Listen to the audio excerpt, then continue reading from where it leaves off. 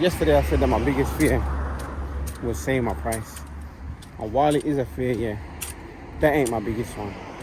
My biggest one is being known as a copycat. Being a copycat, bro. From a creative point of view, for me, that's the worst thing you could be in the world.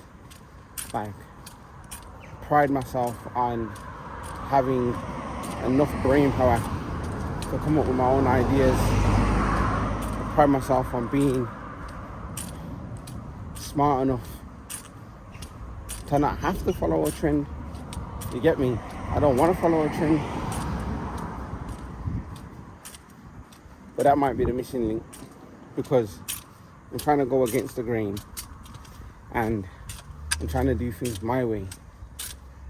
But if I haven't established an audience, if I haven't 100% established myself, how can I go about trying to go against the trend or go against the grain when I ain't done what everybody else is doing?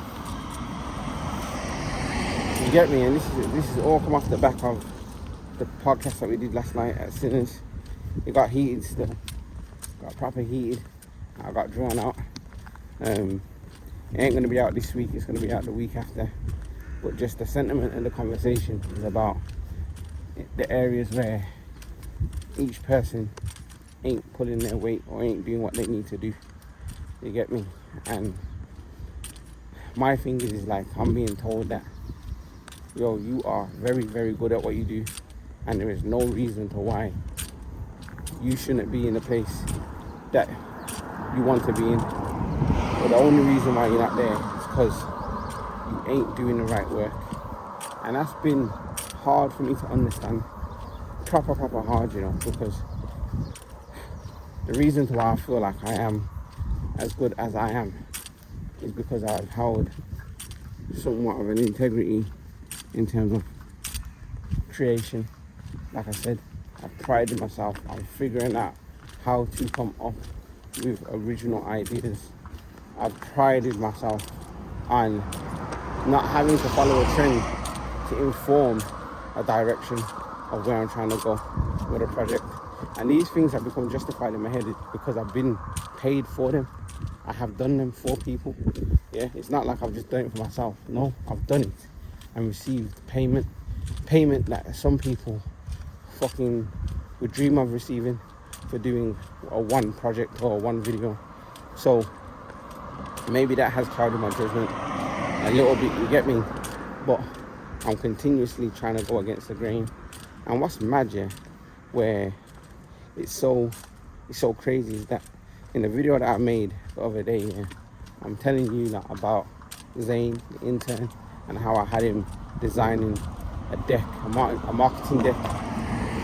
Yeah. And within that design process, I'm asking him, yo, have you researched any reference points? He told me no. And while I admired the fact that he was trying to do it off his own back, I said to him, bro, you're going to take longer trying to figure it out by not looking for other references and building from there. And how am I saying that to him? And then I'm not actually applying it to myself. And I must not be applying it to myself because I've put myself on a pedestal. I must think I'm bigger than what I am. Or I like internally and intentionally, I don't think that. It's not that. You get me? But outwardly, it may come across like that. It may look like that. And I totally understand that now. You get me? Bottom line is, I'm going to become a copycat.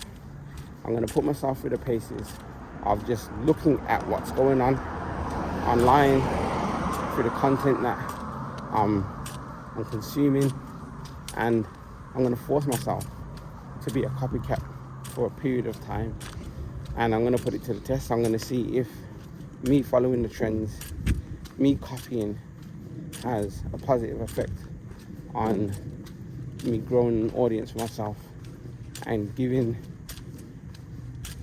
myself a platform that allows me to have more authority, so I can then go back to doing the things that come directly from the heart and the gut You get me? Because I know that the things that I am making, the people who do see it, they resonate with it. You get me? And it's not like it's brethrens. Nah, it's not brethrens, bro. These are strangers, people I've never met before. That's what they're saying to me. And I figured this out all from me trying to build this studio. So I've made it just like a daily task. Make content to promote the studio. I said that, I have to say it one more time. These are strangers, I do not know them. So that has to count for something, but it's not enough. And I can't be clouded by that, yeah. In order to have a bigger impact, I'm gonna have to have a bigger audience. And the best way to get the audience, well, I can't say the best way, but a way that I haven't tried, but I can see has worked for other people, is to just fucking be a copycat. And to me, that feels like I'm being a slag. Like if you're a creative, and I want to say a creative's creative, yeah. And maybe it's it's like a time period as well. You get what I'm saying? Like, man, I ain't as young as I look.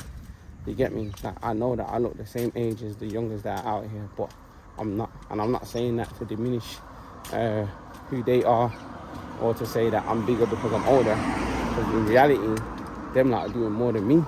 So I got them on a pedestal. You get me? I rate them because they've figured this shit out, and I'm still trying to do that.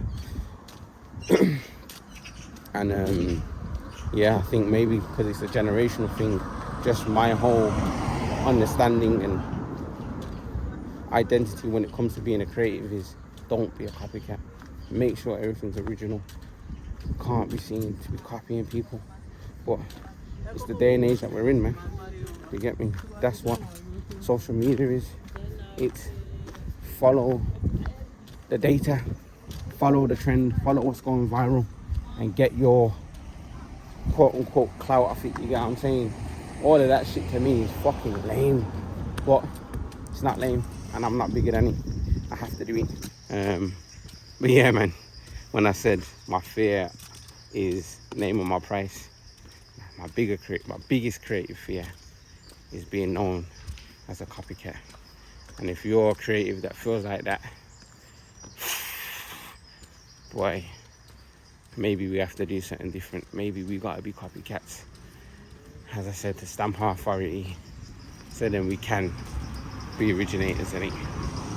So yeah, man, it's video 98, 5 minutes and counting, in regards to the non-negotiables.